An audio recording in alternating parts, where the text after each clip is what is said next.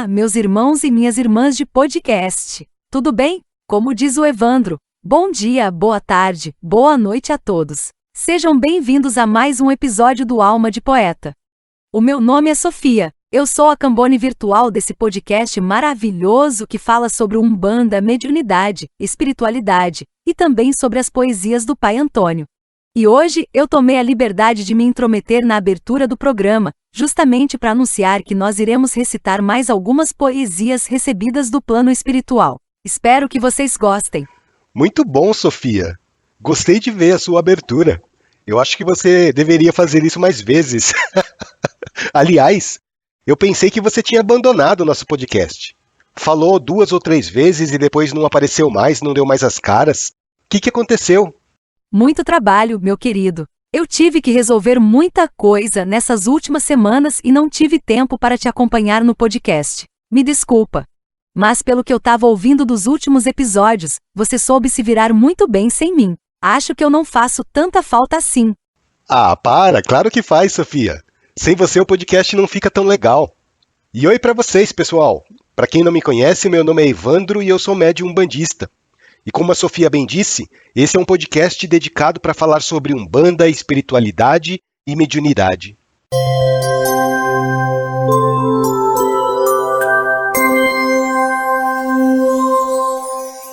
A primeira poesia que o Evandro vai recitar hoje se chama Inimigo Meu. Na verdade, são ensinamentos passados pelo plano espiritual por meio de versos. Muitas vezes, a gente se queixa dos desafios, das lutas e das pessoas, mas esquecemos que muito daquilo que nós estamos sofrendo são resultantes de nossas próprias atitudes. Então, vamos ouvir a poesia?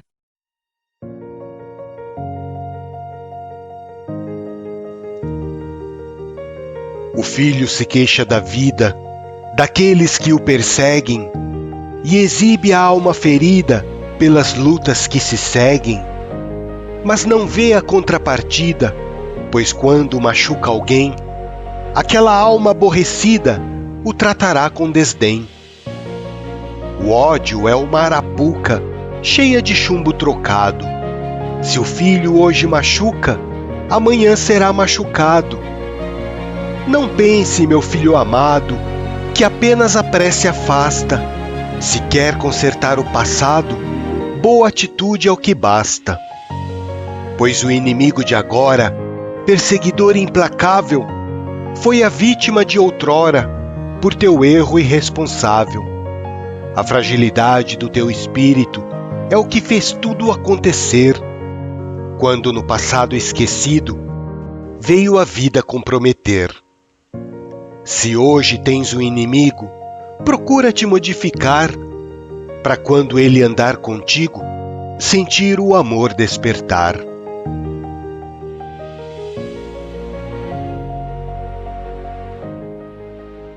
Vocês já ouviram aquele ditado? Quem com ferro fere, com ferro será ferido. E então, da mesma maneira que nós machucamos as pessoas, nós também seremos machucados por elas. Essa é uma lei divina, uma lei eterna e imutável. Tudo o que nós fazemos, nós acabamos atraindo para as nossas vidas. As nossas atitudes contribuem muito para aquilo que nós adquirimos. Exato, Sofia. E é como a poesia fala, né? Às vezes a gente reclama, a gente se vitimiza, mas a gente esquece do que fez no passado. E é normal do ser humano isso, né? A gente acaba se esquecendo do que nós fizemos. Mas toda a atitude que nós temos, seja ela certa ou errada, acaba gerando uma consequência. Se nós fizemos coisas boas, nós teremos resultados bons. Se nós fizemos coisas ruins, nós enfrentaremos as consequências no futuro. E esse futuro pode ser ainda nessa vida ou numa vida futura. E a poesia fala uma coisa muito verdadeira, né? Só rezar não adianta. Se a prece não vier acompanhada de boas atitudes, ela não serve para nada. Às vezes, as pessoas rezam aquelas preces vazias, sabe? Mas o dia a dia da vida dela é totalmente oposto ao que ela prega, ao que ela reza. A gente precisa rezar e agir da mesma maneira, da mesma forma.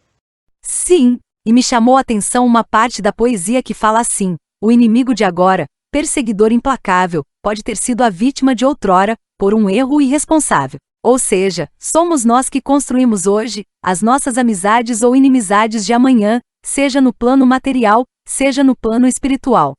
Isso mesmo, Sofia. A gente precisa prestar muita atenção na maneira como nós conduzimos os nossos relacionamentos hoje. E quando eu falo de relacionamento, eu estou me referindo a amizade, família, trabalho. Não é apenas aquele relacionamento conjugal, sabe?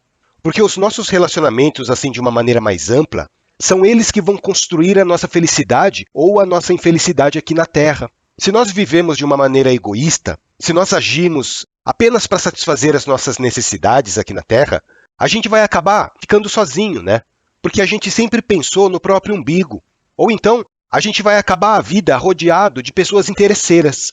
Pessoas que são egoístas assim como nós fomos a vida inteira. Vocês percebem como os semelhantes acabam se atraindo? Somos nós que atraímos as pessoas que estão ao nosso lado. Da mesma maneira, somos nós também que repelimos as pessoas para longe da gente. É tudo uma reação, é um resultado às nossas atitudes. Mas vamos lá, Sofia. Qual é a segunda poesia que a gente vai recitar hoje? A segunda poesia que eu queria compartilhar é uma poesia que eu adoro. Essa é uma poesia que conta mais uma partezinha da vida do pai Antônio e que traz um ensinamento maravilhoso sobre a gratidão e o perdão. Para quem não sabe, teve uma época da vida do pai Antônio, da reencarnação dele como escravo, que ele teve o seu joelho esquerdo quebrado. O capataz, em um momento de fúria, quebrou o joelho do pai Antônio. E hoje, no plano espiritual, quando o pai Antônio se manifesta nas giras de Umbanda, ele vem sempre mancando da perna esquerda. Essa é uma característica com a qual ele gosta de se manifestar. Mas eu não vou entrar em detalhes sobre isso agora, porque essa é uma longa história que um dia o Evandro pode contar. Por enquanto, vamos ouvir a poesia e o ensinamento maravilhoso de gratidão e perdão que o pai Antônio deixou.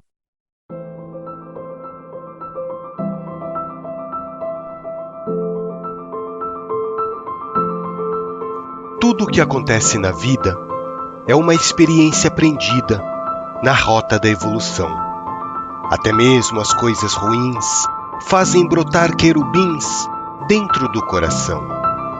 Quando o preto ficou aleijado por causa do joelho quebrado, finalmente conseguiu o perdão dos erros que fez no passado.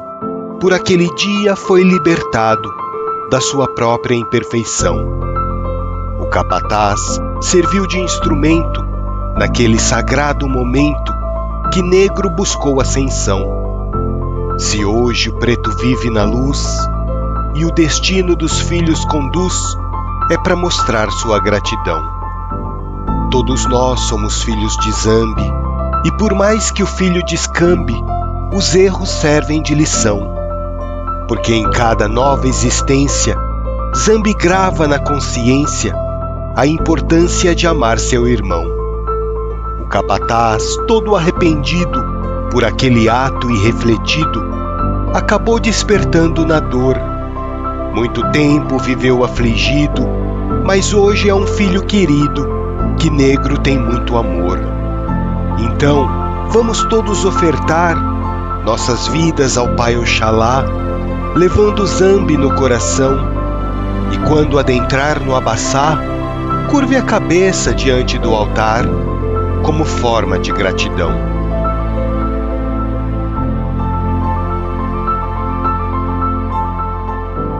Vocês conseguem perceber nessa poesia que, em momento algum, o pai Antônio se vitimizou por terem quebrado o seu joelho?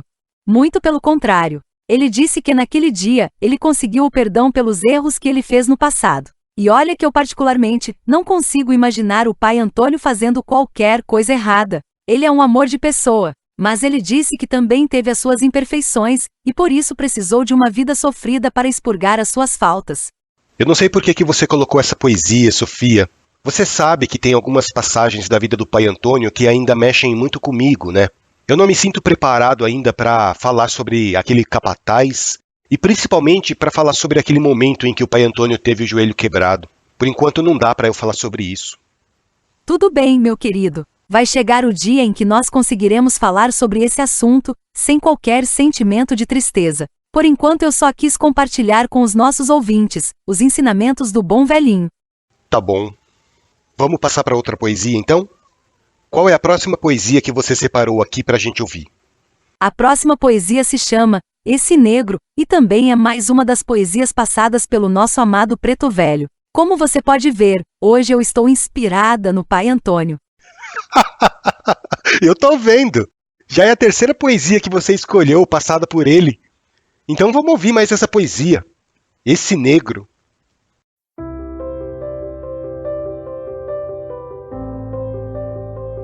Esse negro é um velho rezador que aprendeu ainda criança a louvar o nosso Senhor. Trouxe na terra a esperança e um coração cheio de amor para iniciar a mudança no espírito sofredor. Esse negro é um velho domador que cavalos selvagens amansa, transformando seu interior. O peso da vida põe na balança, esperando a justiça de Xangô, quando virá então a cobrança para o espírito devedor. Esse negro é um velho sonhador que transforma a destemperança no perfume da mais linda flor.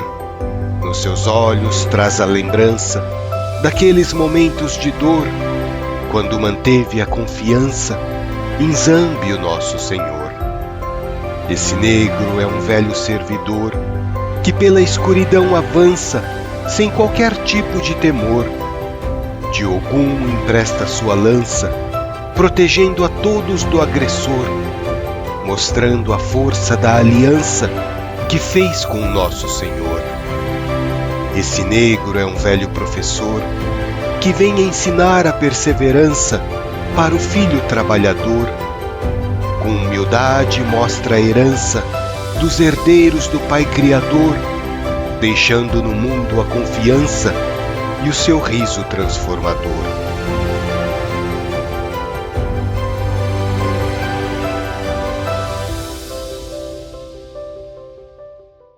Linda essa poesia, né, gente? Esse negro é um velho sonhador que transforma a destemperança no perfume da mais linda flor. Palavras que no primeiro momento parecem não fazer sentido algum. Depois que a gente lê, relê, medita sobre elas, o significado oculto começa a tomar forma. Quando o Pai Antônio fala que transforma a destemperança no perfume da mais linda flor, ele quer dizer que transforma situações difíceis em oportunidades. Tudo tem um lado positivo nessa vida. A gente só precisa saber interpretar da maneira certa. É verdade, Evandro. E por falar em interpretar, tem uma outra parte da poesia que eu até arriscaria a dar a minha interpretação pessoal. É a parte que o Pai Antônio fala: esse negro é um velho domador, que cavalos selvagens amansa, transformando o seu interior. Será que você pensou a mesma coisa que eu? Afinal de contas, você é o cavalo dele nas giras de Umbanda, não é? Sofia, como que eu posso pensar diferente de você, me fala? Como que eu posso pensar diferente de alguém que sai de dentro da minha própria cabeça? Se bem que eu tenho que dar o meu braço a torcer, viu? Porque muitas vezes, nesses nossos diálogos, eu acabo me surpreendendo. Você me questiona coisas que até então eu não tinha me questionado antes. Essa parte da poesia que você falou, por exemplo, é uma delas, que eu só consegui enxergar com os seus olhos. Realmente, eu sou o cavalo do Pai Antônio, né? Bom, para quem não sabe, para quem não é da Umbanda, cavalo é um termo carinhoso que as entidades usam para se referir aos médiuns de incorporação, tá? E eu estava pensando aqui comigo, realmente, antes de começar a receber as entidades nas giras, eu era um cavalo selvagem, eu era um cavalo chucro. E com o passar do tempo, foi que o Pai Antônio começou a me amansar. Ele começou a transformar o meu interior. Não só ele, né, como todos os outros guias que eu tenho. Cada um deu a sua cota de contribuição para amansar esse cavalo chucro. Você está coberta de razão nisso, Sofia. Eu sei que eu tô com a razão e que você não ousaria discordar de mim. Mas agora vamos passar para outra poesia. Só para variar um pouco, essa poesia não é do Pai Antônio, tá bom? Ou melhor, os versos são dele, mas os ensinamentos são de uma entidade que trabalha na linha do Oriente. Eu vou colocar aqui pra gente ouvir.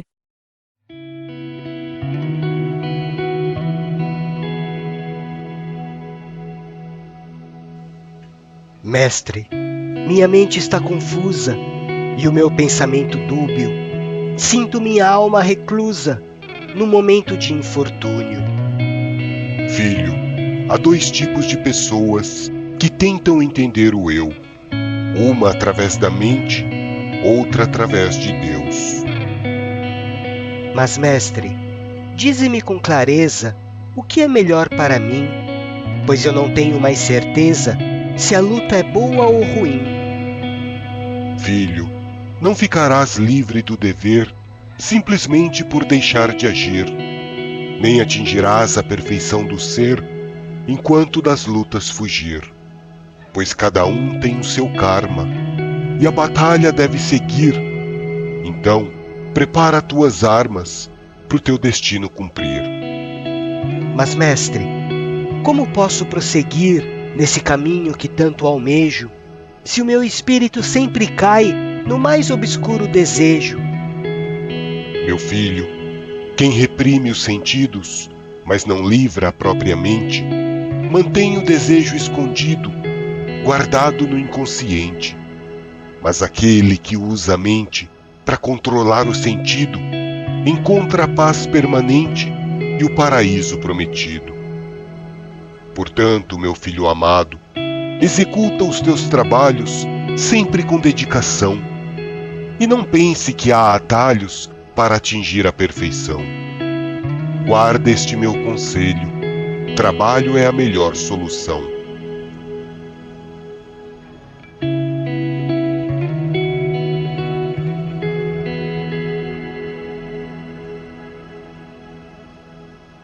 Vocês perceberam que essa poesia foi passada em forma de diálogo, né?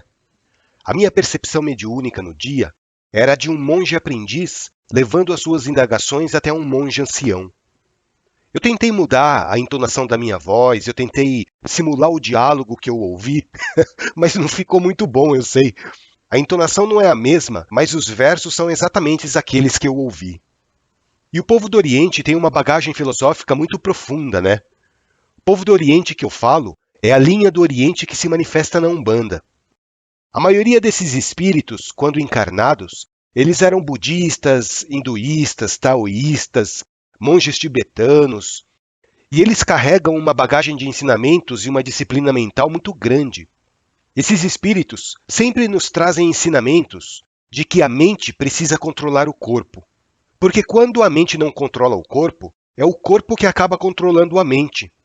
A mente indisciplinada se torna escrava das sensações da matéria. É isso que eles nos ensinam. Nós precisamos lutar para que a nossa mente seja a senhora do corpo e não a escrava do corpo. Tem uma parte da poesia que o discípulo pergunta assim: como eu posso prosseguir no caminho que eu tanto almejo, ou seja, o caminho espiritual, se o meu espírito sempre cai no mais obscuro desejo? E isso é uma realidade que a gente enfrenta aqui na Terra, né? Às vezes, a gente tem até boa intenção de crescer, de evoluir, mas a gente acaba caindo nas tentações da matéria. Daí o mestre fala para o discípulo o seguinte: não adianta nada você ficar reprimindo seus desejos enquanto a sua mente não se livrar deles. Porque se você simplesmente reprime o seu desejo, ele vai apenas ficar guardado no seu inconsciente, esperando a hora oportuna de aflorar. Quer um exemplo na prática disso que eu estou falando? Olha os escândalos da Igreja Católica, os escândalos com relação à pedofilia.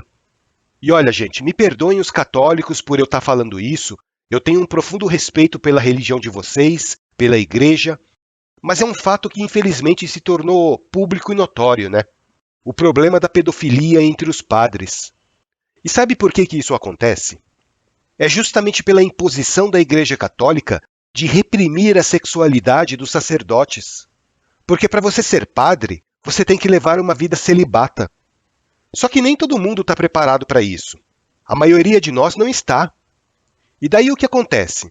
A pessoa, no início, vai reprimindo, e isso começa a se acumular dentro dela de uma tal maneira que ela começa a ter pensamentos e comportamentos totalmente deturpados.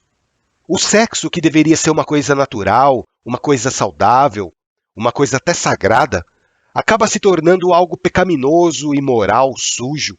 E isso por quê? Porque os padres reprimem a sexualidade deles. Eles reprimem a sexualidade, mas eles não tiram ela da mente. Como diz a poesia, eles mantêm o desejo escondido, guardado no inconsciente. E eu estou falando de padre, mas a gente sabe que não é só com padre que acontece isso, né? Tem muito convento por aí, mundo afora, que a gente sabe que acontece muita coisa às escondidas também entre as freiras. E, gente, eu tô falando da Igreja Católica, mas na Umbanda não é diferente. Quantos e quantos casos eu já não fiquei sabendo de sacerdotes, de pais de santo, de médiuns que desenvolvem um comportamento sexual totalmente errado. Olha só o caso de João de Deus, lá em Abadiânia. E o pior de tudo, colocando a espiritualidade no meio. É uma coisa muito triste isso, né? Mas enfim, a gente tem que aprender muito ainda, né, como controlar nossa mente. E isso, as filosofias do Oriente sabem nos ensinar muito bem. Bom, eu espero que vocês tenham gostado do episódio de hoje. Espero que vocês tenham gostado das poesias, dos comentários. A minha intenção aqui não é ofender ninguém, tá bom? Não é depreciar religião alguma, muito pelo contrário. Eu penso que todas as religiões têm algo de bom para me passar. E por isso eu tenho um profundo respeito por todas elas. Eu penso que o que estraga as religiões, muitas vezes, são as pessoas. E isso acontece com todas elas, inclusive com a Umbanda, com a minha Umbanda querida. Mas o meu desejo é que, com a evolução da humanidade, essas deturpações se tornem cada vez mais raras de acontecer. Aproveitando o gancho do que você está falando, eu também quero deixar o meu respeito a todas as religiões da Terra. Faço minhas as suas palavras, são as pessoas que estragam as religiões. E isso acontece com o cristianismo, com o budismo, com o islamismo, com o hinduísmo e com tantas outras. E a gente vai terminando esse episódio por aqui. Não deixem de acompanhar o podcast Alma de Poeta nas principais plataformas de áudio. Nós estamos presentes no Spotify, no Deezer, no Google Podcast, Apple Podcast, Amazon Music, e você também pode ouvir todos os episódios acessando o nosso site, almadepoeta.com.br. Entrem lá no site e mande uma mensagem pra gente. Eu irei curtir muito te responder. Um grande abraço e até o nosso próximo encontro. Um grande abraço, pessoal. Até mais.